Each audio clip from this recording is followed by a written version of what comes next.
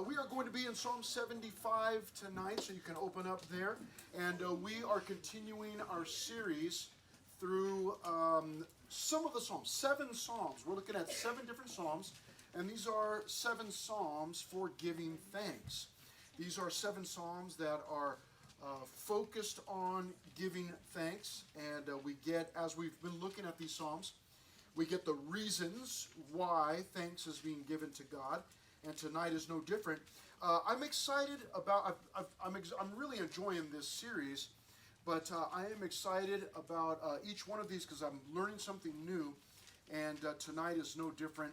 There's definitely something new in here that we learn about praising, about thanking God. So we'll get into it here. I will show you, for those of you that like to take notes, this is how it is broken down. There are only 10 verses in this psalm, but don't worry, I can teach for too long. Anyways, giving thanks is the first verse, so it's broken up into 2 main divisions, 2 main parts. Verse 1 is giving thanks, so we'll see that right away. And then for the remaining verses, verses 2 to 10, we will see that God is the judge. And really, that really gives away the reason for this psalm. The giving of thanks is because God is the judge. Those are the examples that are used, but we'll get some specifics here as we get into it. But you'll notice in verse 1 says this. It says, to the chief musician, to the chief musician. So this was written so that it could be used for corporate worship. Corporate worship is what you and I just did. It means that we gather in a group and we worship together. So this was written or given to the chief musician so that it could be used for leading worship. And it was set to do not destroy. What in the world is that? Well, that was evidently a song that was already in existence. These lyrics were written and set to that song. Interesting, for those of you that take notes again, you like this kind of, I was going to say weird stuff. It's not really weird stuff, but these little tidbits of info. The same tune that do not destroy was in Psalm 57, 58, and 59. So this is not the first time that it was used, but it is used here. And then, check this out, it is a psalm of Asaph. So up until now, we've been reading psalms that were written by David. And many of them, most of them were written by David, but we do have some other writers. And here's one of them, Asaph. Now, we know from other parts of Scripture, in the Chronicles, 1st and 2nd Chronicles, mentions Asaph. We know that Asaph was one of the religious leaders. He was one of the worship leaders. Obviously, we learn here that he was a psalmist or a psalter or a songwriter, a worship songwriter. And here we're told that this psalm is a psalm of Asaph. And then it tells us that it was a song. And that's really what a psalm means, that it was, it was a song. And so Asaph wrote this, which is interesting for us to, in a sense, break away from David. Not that we want to break away from David, but it is neat to hear someone else's perspective. Now, who is this Asaph? Now, you're going to need this information as we get into the verses here in just a moment, when we get down to the second part of our study. But you need to know this. Let me show you. I've actually got it on the screen for you. In 1 Chronicles 25:2, mentions Asaph. It says, of the sons of Asaph. So he had some sons, Zakur, Joseph, Nethaniah, Asherellah. The sons of Asaph were under the direction of Asaph. So Asaph is the worship leader. Thank you, Caleb. The sons of Asaph were under the direction of Asaph, the worship leader. And then look what it says about him. Who prophesied according to the order of the king. So, he's a worship leader. He's one of the leaders. But he was also a prophet. He prophesied according to the order of the king. But that's not the only time it mentions that. Actually, in 2nd Chronicles 29:30. Moreover, King Hezekiah, wonderful story about him, and the leaders commanded the Levites. That's familiar for some of us. Those of you that have been coming on Sundays, we remember learning about the Levites, servants in the temple, tabernacle.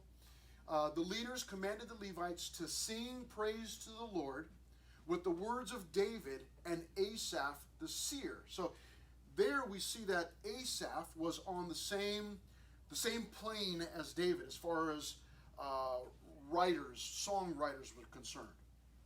Singer-songwriter, one of the original singer-songwriters. So they were leading worship with the words of David and of Asaph. And then notice what it says, Asaph the seer. Asaph the seer, what is that? Well, seer is somebody who sees or has vision. But it's one of the words that was interchangeable or synonymous with prophet. It's somebody who would see the future as God would reveal it to that individual. And Asaph, apparently, as a worship leader, also as he was writing worship songs, and again, we're going to see that here in just a moment, perfect example, as he was writing songs, being inspired by the Lord, was also given some prophetic words or prophecy from the Lord to include in the worship song, which is incredible to think. So, let me show you as we move on here, the giving of thanks in verse 1. And again, it's just verse 1 is our first main division. And it starts out, we give thanks to you, O God, we give thanks.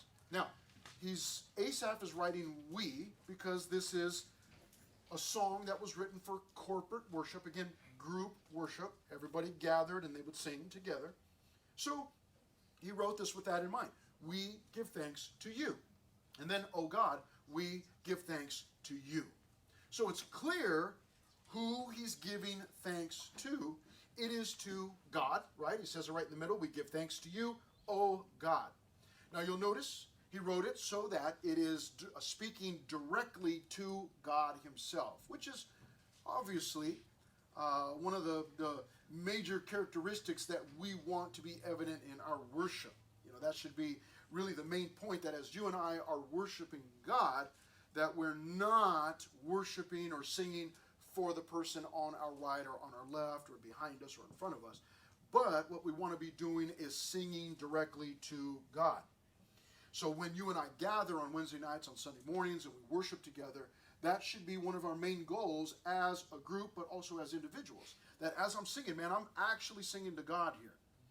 So we give thanks to you, O God, we give thanks. So as far as our theme is concerned, the 7 Psalms for giving thanks, there it is right there in verse 1, immediately, he's thankful. Now, here's where we learn something new about being thankful. Because he tells us in verse 1 what he's thankful for as he's writing. This is what he or they as a group are thankful for. For, the word there, F-O-R, so that means because. So we're giving you thanks. And for, or here's why. Now notice this. Your wondrous works declare that your name is near. Now, I did not put up a subpoint. Normally, those of you that are here all the time, you know that I put some subpoints in there. I did not put a subpoint, basically because I didn't have the room to type, to fit all that in there. Here's the reason why he's giving thanks. He's giving thanks because God's wondrous works declare that his name is near. That's the reason why he's giving thanks. What does all of that mean? Well, it means that the wonderful works that God does, the wondrous works that God performs, the wonderful things that he does, those things declare that God's name is near. Now, don't get thrown off by that. His name is near.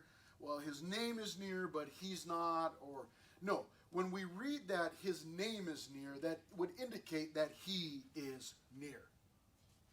If you've got a favorite celebrity, and maybe you go to,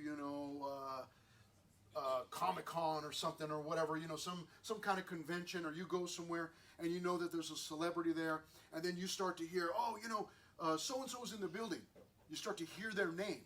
When you hear their name, it's an indication for you that that individual is there.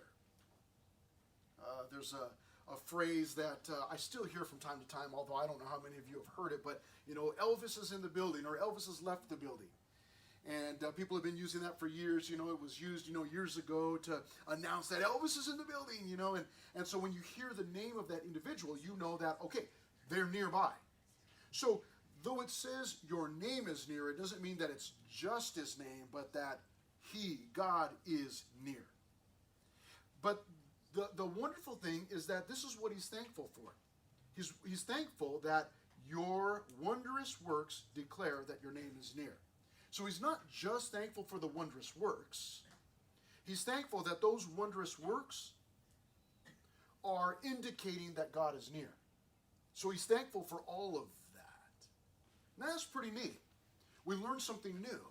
Because for most of us, we probably thank God, we're probably very thankful to God for the things that he has provided.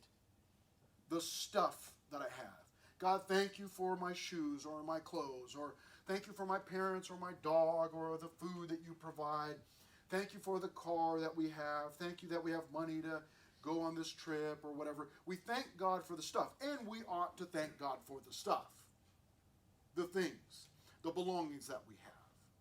But we learned something new tonight, that we're not just thanking God. This is something else that we can thank God for. Not just the stuff that we have, but the fact that when he performs some wonderful work, we can be thankful for that. But the fact that that wonderful work proclaims him. It declares that he is near. I was talking with a friend last week, right before before last Tuesday, before the election. The election ended, really. I say ended because everybody was voting early. But I was talking with someone that morning, actually, and we were just texting back and forth about what was going to happen that day. And I was thinking about how, and I mentioned this on Sunday, how Romans tells us that God chooses leaders and puts them in their places, in their positions. And how that most likely by the end of that day, we were going to know who God chose. Now, that does not mean, I have to say this, I have to include this, that does not mean that every leader that God chooses, that he approves of their behavior or of their lifestyle or their actions. In fact, it is true that God, and we see examples of this in the Bible, in fact, it is true that God will at times choose leaders to lead people that are not living according to his word, that are not living in obedience to him. Oftentimes we see that in the Old Testament, where he would choose a leader as part of his judgment on that nation. So he would actually choose a leader because he was going to use that leader to judge those people, to discipline them. So don't get into your mind that, God, this person got elected, so that means that God chose them, so that means that God approves of everything that they do. That is not the case at all. In fact, it's very, very hard to find a godly leader in our world today. And yet we know that according to God's word, he still does the choosing. He still puts them in place. And in fact, we're going to see that here. We're going to see some confirmation of that here. We give thanks to you, O God. We give thanks for your wondrous works. Declare that your name is near. Matthew chapter 1, verse 23. Behold, the virgin shall be with child and bear a son, and shall call his name Emmanuel. That was quoted from Isaiah 7:14, which is translated God with us. Emmanuel, God with us. So this is a wonderful reminder. Jesus was born, and he was with us. In verse 1 of our psalm, the wondrous works declare that God is near, or God is with us. So what a wonderful thing to be thankful for. The fact that God's wondrous works are reminding us that God is near. It's a wonderful thing to remember for difficult times, when you're going through a difficult time, to remember that God is still working. And if God is still working, then that means that God is near. Now, we move to the second part of our study, which is where we see God the judge. And this is where, now we're going to see something very interesting here. Beginning at verse 2 and down to verse 5, we are going to see, let me get it up on the screen for you, we are going to see the testimony of God. Now, I told you at the beginning that Asaph, we learned from 1 Chronicles and 2 Chronicles, that Asaph was not only a psalmist or a songwriter, but that he was also a prophet. And that prophecy that he would receive from the Lord would be included in some of his songs. Well, here what happens is that as he is writing this psalm, evidently God spoke to him or spoke through him. And we have that recorded here. Because part of this worship song is God, the testimony of God, God testifying about himself. And so it says in verse 2, when I choose, so notice the language changes. When I choose the proper time, I will judge uprightly. Now, that's not Asaph. Asaph doesn't know what the proper time is. And he can't necessarily judge uprightly, at least not like God can. This is God making the claim. So God is here speaking through Asaph in the middle of this song. And here's what God says. God says, when I choose the proper time, I will judge uprightly. Now, this is a wonderful thing to remember. And the point under that is that God is declaring there that he really is the perfect judge. Because he does it at the proper time, and when he does it in the right way. Now,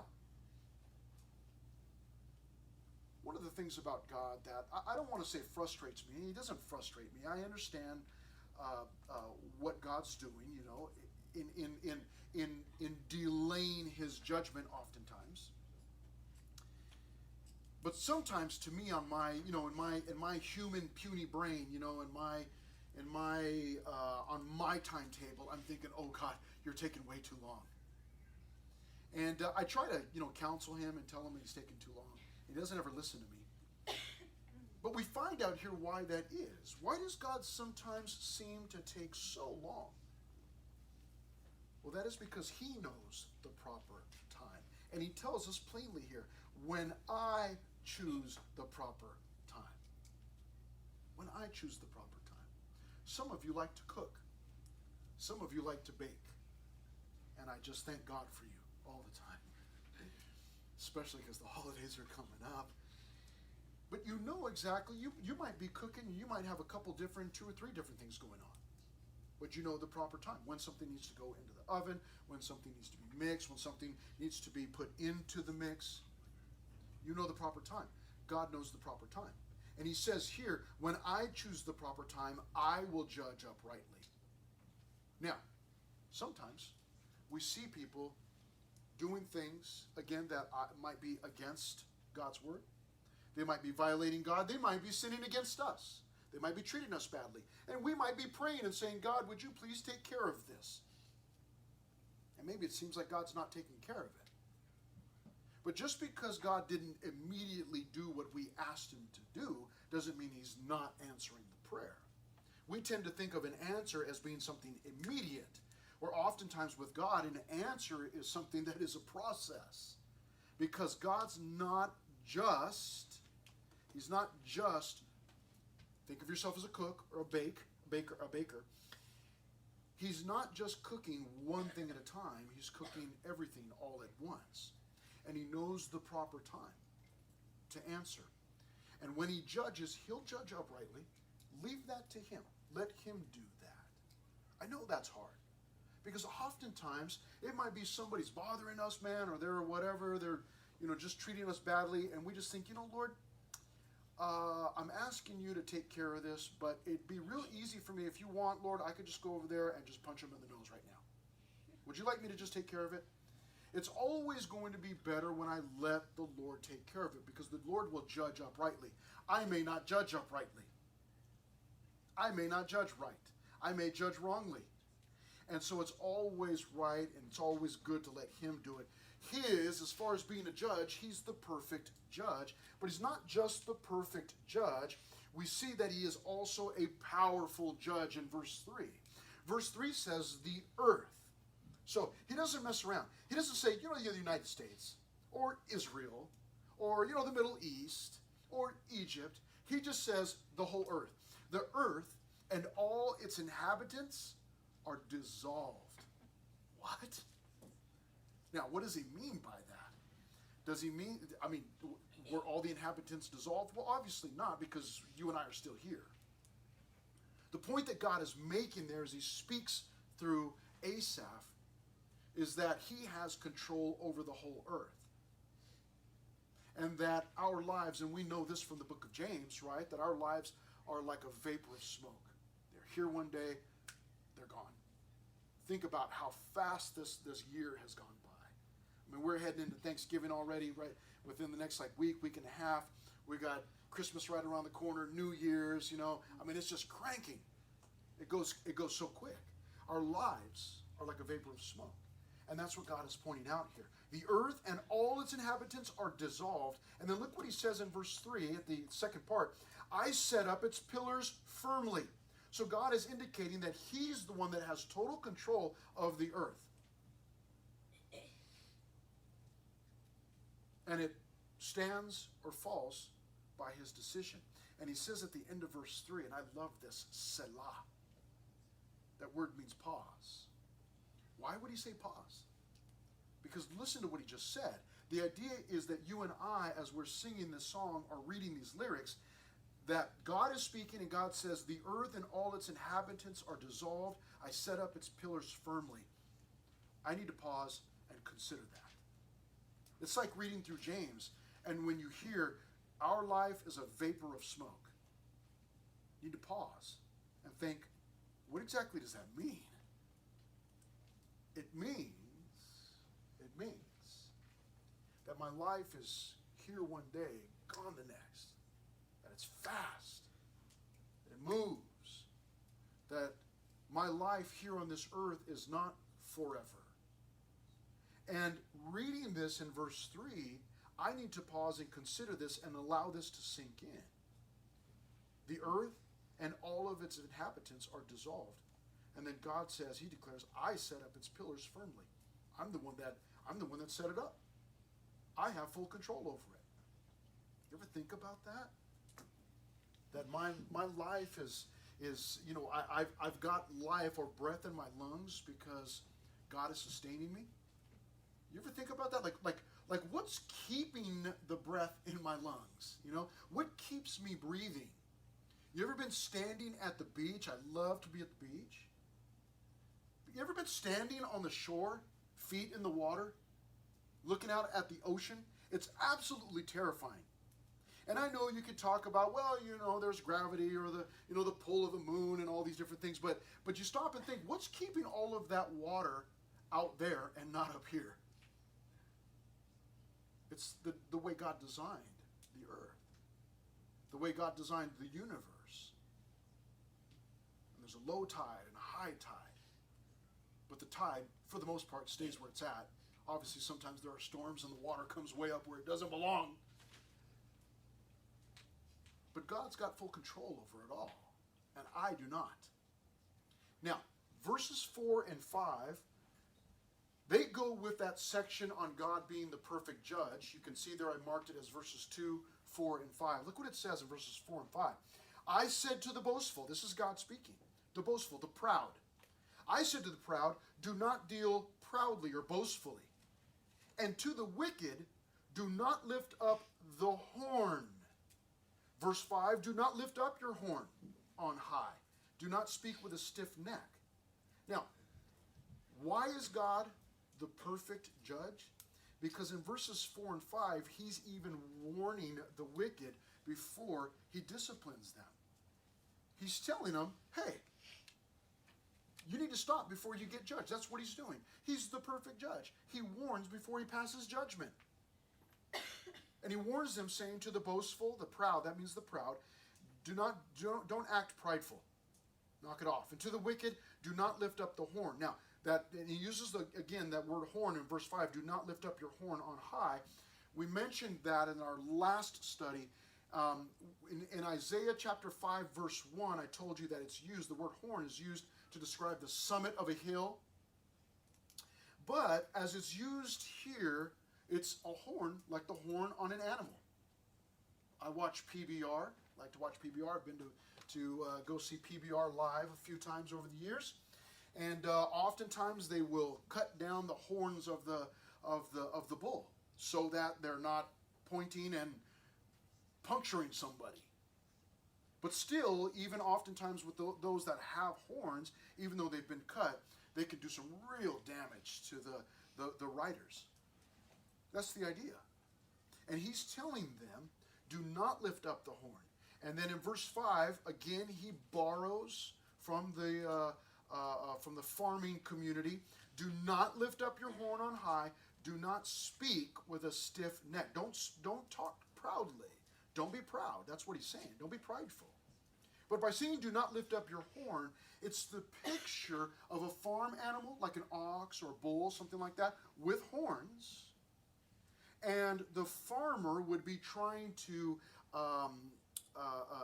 put a yoke on the animal so that the farmer could control that animal and have that animal help with the work, and that animal be raising up its horn at that farmer, trying to kick against that farmer or buck against that farmer, or trying to do its own thing and not do what the farmer wanted to do. And he's saying you need to not be a stubborn bull, a stubborn ox.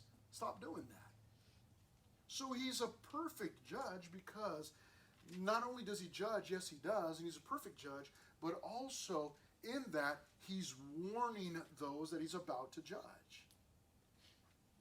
Isn't that wonderful? That when we are living in disobedience to the Lord, that he will still, because he loves us, that he'll warn us. What a wonderful thing. No wonder Asaph was so thankful. Now, it moves on here into verse 6, where we get the testimony. Let's move on to the next screen, where we get the testimony of Asaph in verses 6 through 9. And what he's telling us here, did I put it up there? Let's see if I got it up there. There it is. That positioning comes from God, verses 6 through 8. Notice the word for in verse 6, that means because. Exaltation, okay? There is, might be the King James Version, but it uses the word promotion, which I really like. But exaltation, same thing. But we can think of it as promotion, getting a promotion. For promotion comes neither from the east, nor from the west, nor from the south. But God is the judge in verse 7. What does that mean? It means that when I'm getting a promotion, that it is God that's giving me the promotion. It means that I'm not getting that promotion myself. Though I may be a good worker, a great worker, a hard worker, that it's through my hard work that God is giving me that promotion, giving me that position. Verse 7 makes it clear, but God is the judge. God is the judge. He puts down one and exalts another. So notice, he's the one that positions the people. Verse 7, he puts down one and exalts another. So it's God that does the positioning. God does the positioning. Now, you may be a great worker. And I know that many of you have jobs. Others of you you're in the middle of getting a job, or you're getting ready to get a job. And soon you'll be texting me and saying, Pastor Chris, can I put you down as a reference? And I always say, you can use me as a reference unless you're going to stop coming to church. Because if you're going to stop coming to church, forget about it. Don't use me. Or I'll talk to your boss and go, hey man, this is a terrible worker. Don't hire them. But some of you will be texting me saying, hey, can I use you as a reference because you're in the middle of getting a job? Some of you are going to be great workers. And you're going to get a promotion. You're going to get a little more money.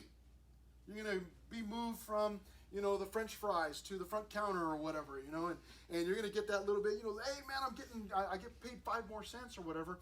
You and I need to remember that promotion came from God. And you may be the greatest worker that the company's ever seen. And that's a wonderful thing. And God, in fact, does use our hard work and our good work and our labor, and he will reward that, but it's him that's doing it. So don't ever think, well, you know what, I got this promotion on my own, I didn't really need the Lord. No, it was the Lord who did it. Even if I was the one working, he gave me the ability to do the job. So promotion doesn't come from the east or from the west or from the south or anyone else. It's not even from me. It comes from God. He puts down one, he exalts another. Verse 8 says, for in the hand of the Lord there is a cup. That's what Habakkuk said. Let me put this up here for you. Habakkuk said, you are filled with shame instead of glory. You also drink and be exposed as uncircumcised. And then look what he says. The cup of the Lord's right hand will be turned against you. He was obviously speaking judgment over the people there at that time. But the interesting part for you and I is that evidently the Lord has a cup in his right hand. Now, does the Lord actually have a cup that he actually holds in his right hand? No, it is symbolic. But Asaph uses the same language here, the same picture. For in the hand of the Lord there is a cup. What does this cup have in it? Well, he says here, and the wine is red. Okay, it's got red wine. It is fully mixed. Got it? And he pours it out. All right, so God is serving wine. All right. Surely its dregs shall all the wicked of the earth drain and drink down. So it's not until that last sentence where you and I realize exactly what this is. This is a cup of judgment. Jesus spoke of a cup of judgment. Remember that in Matthew 20:22. But Jesus answered and said, you do not know what you ask. Are you able to drink the cup that I am about to drink? And he was talking about the cup of judgment. So evidently he understood also that God had a cup of judgment. But in our text here, we learn that it's going to be used as judgment for the wicked of the earth. And it's dregs. What is a drag?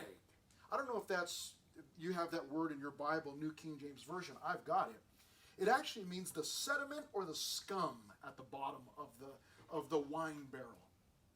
So the picture is that God is mixing this wine of judgment.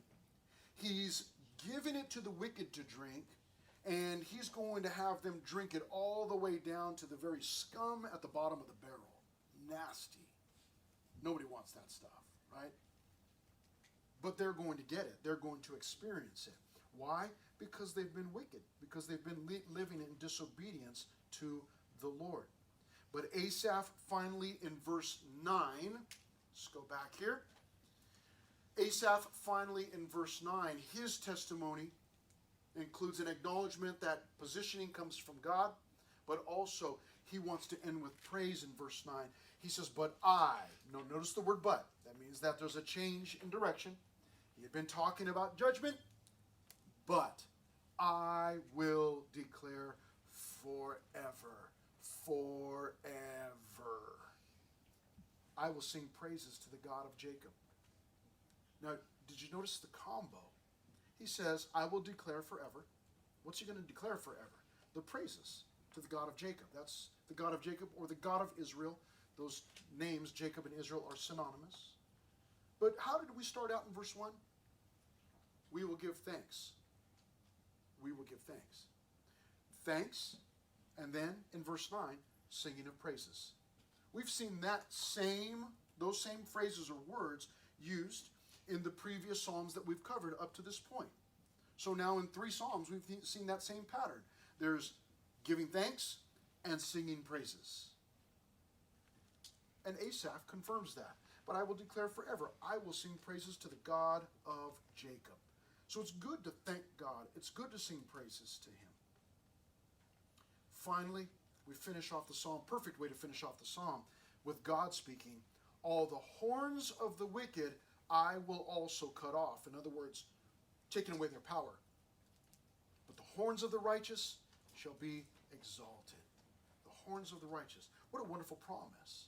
That God will choose the time, the perfect time, and he will judge uprightly.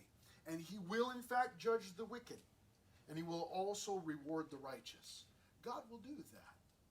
You know, it seems to us like, as we look around society and, just kind of the Hollywood crowd or, entertainment world, it seems like they're just getting away with so much wickedness.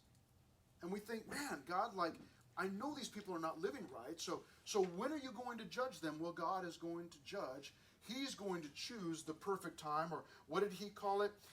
He called it the proper time, and he will judge uprightly. So he's going to do it in his time.